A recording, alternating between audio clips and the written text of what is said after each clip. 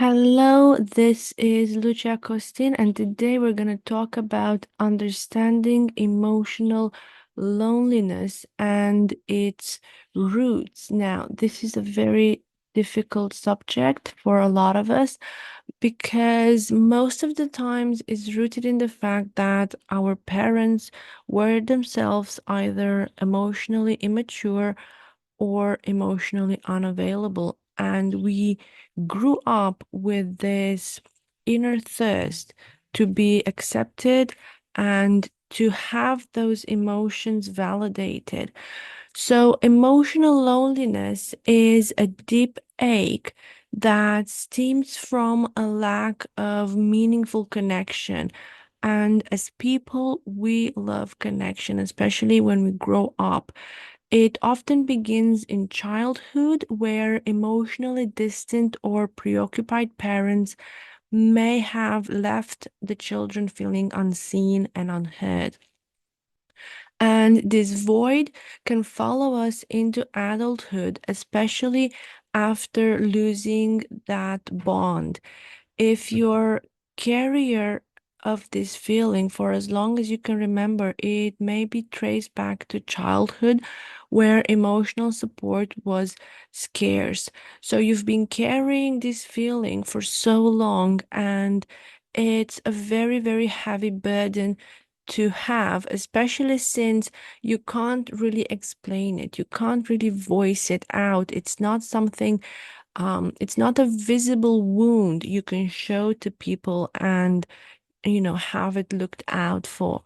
Growing up in a family with emotionally immature parents can be an isolating experience. Now, these parents might appear caring and attentive. They are, they're ensure their children have great meals, they're dressed nice, they have a routine. Maybe they go and they do all these extra activities, but beneath the surface, they fail to form a deep emotional bond. The children is left with an empty space where genuine security and connection should be. So they do have all these material things, but on an emotional level, it's empty, it's dry.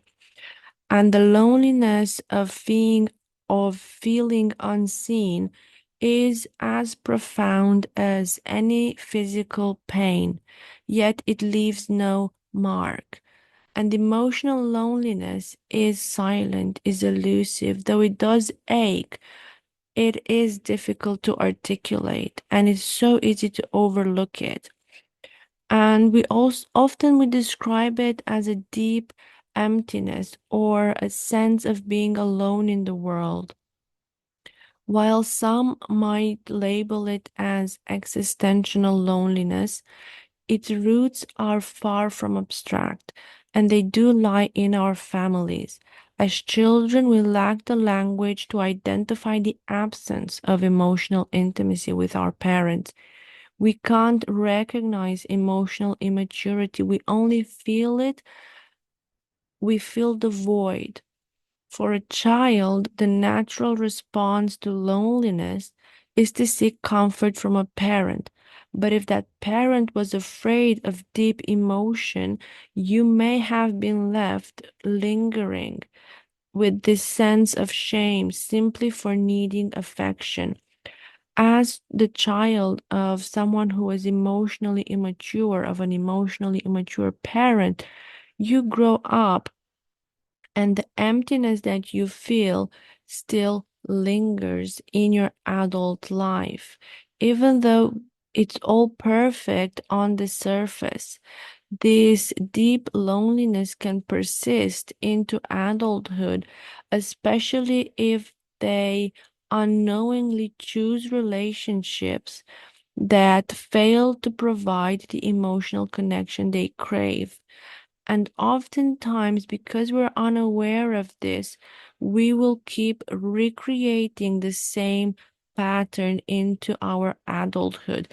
So if we have these emotional unavailable parents, we are very likely to engage in relationships with emotional unavailable partners, and we recreate the same pattern until we wake up to the realization that what we are actually trying to fill is that void from childhood.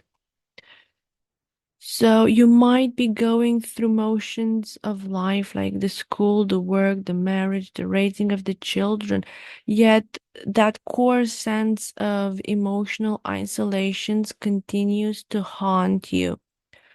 In this case, we will look at the experience of emotional loneliness and how self-awareness has empowered people to recognize that they've been missing it and take steps towards change. And once you wake up to the realization that what you're trying to do is fill in that void from childhood, once you realize that you've been recreating the same patterns only because you're trying to fix this connection, it will empower you and it will allow you to take the right steps towards change. And that is very, very liberating for someone who has been carrying this load for so many decades. It really is liberating to know that there's nothing wrong with you. You are lovable, you are deserving of love and of, wonderful connections, and you can have that if you are basing them and if you're rooting them in the right pattern and in the right system. If you're no longer trying to change something that cannot be changed. So, this is the first podcast in the series. I will see you guys next week for episode number 2.